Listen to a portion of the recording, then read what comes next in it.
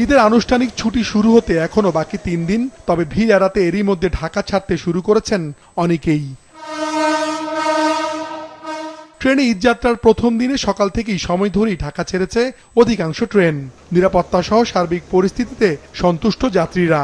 আমরা আসলে আগে পরিবার পাঠিয়ে দিচ্ছি, যেহেতু ঝামেলা যাতে কম হয়। সুশৃঙ্খলভাবে যাতে যাত্রীগুলো যাচ্ছে, কোনো ঝামেলা নাই। এবারে যাত্রা আসলে অনেক ভালো হচ্ছে, কারণ এখানে যে নিরাপত্তার ব্যবস্থা আগে যেরকম খোলামেলা ছিল, যানজট ছিল, একটা দুর্ভোগ ছিল, এবারে কিন্তু এই সিস্টেমটা নাই। সঠিক সময়ে আসছে, ট্রেন সঠিক সময়ে চলে আসছে দেখছি। সকালে কমলাপুর রেল স্টেশন পরিদর্শনে গিয়ে সড়ক, রেল ও নৌ পরিবহন মন্ত্রী জানান, এবারের ঈদযাত্রায় জ্বালানি তেল কোনো বাধা হবে না, বাড়বে না দাম, তাই বাড়তি ভাড়া নেয়ার কোনো সুযোগ নেই। তেলে কোনো সমস্যা হবে না, তেলের দাম বাড়বে না।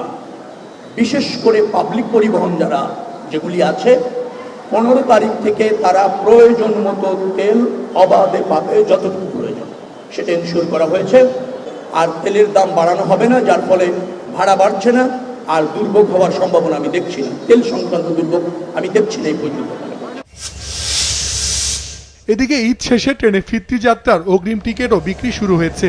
আজ বিক্রি হয়েছে 23 মার্চের টিকিট। রেলপথের পাশাপাশি বাস টার্মিনালগুলোতেও যাত্রীদের ভিড় দেখা গেছে। ভাড়া নিয়ে মিশ্র প্রতিক্রিয়া জানিয়েছেন তারা। আসার সময় আসছে আমি ঢাকাতে 600 টাকা করে, কিন্তু এখন 800 টাকা করে ভাড়া চাচ্ছে। আসার সময় ওখান থেকে যাত্রী আমরা তাদের ছাড় দিচ্ছি। এখন যেটা চার্টের ভাড়া, যেটা সরকার যেটা রেট করেছে ওই ভাড়া নিচ্ছি আমরা, তারপর তো নিচ্ছি না। 940 টাকা ভাড়া 700 টাকা করে বলে দিচ্ছি আমি, তাও যাবে না যাত্রী। অধিকাংশ পরিবহনই এরই মধ্যে তাদের অগ্রিম টিকিট বিক্রি শেষ করেছে বলে জানিয়েছেন সংশ্লিষ্টরা। মাশরুক রাহাত, মাছরাঙ্গা সংবাদ, ঢাকা।